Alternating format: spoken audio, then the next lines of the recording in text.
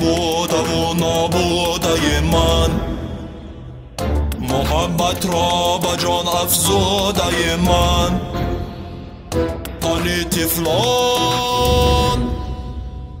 تن تفلان تو به درد بادا، وطن جان درد آلوده من.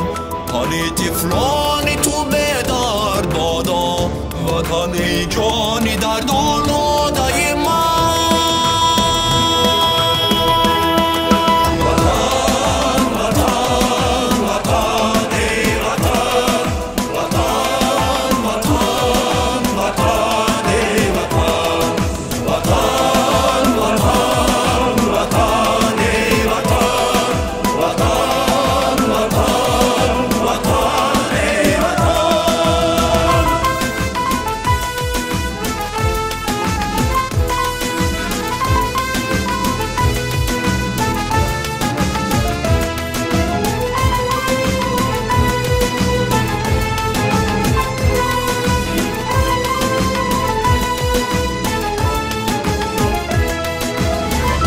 آیا جوی رشدی تاجیکستان، آیا خواهان فن و علم و عرفان، بود گر فاضل هر مادری ما، شود هر خاندانی ما دبستان.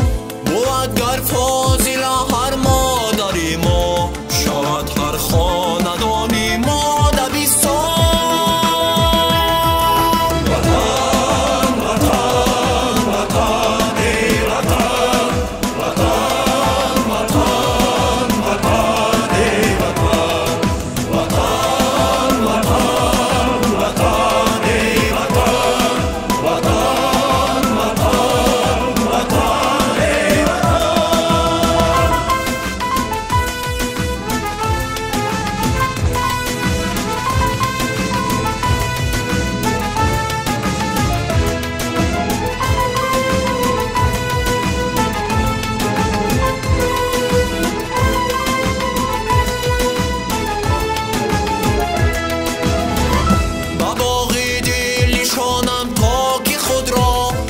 سازم جای جان پاک خود را، مبادا روز که از بحر لب نان، تماشاگاه سازم خاک خود را.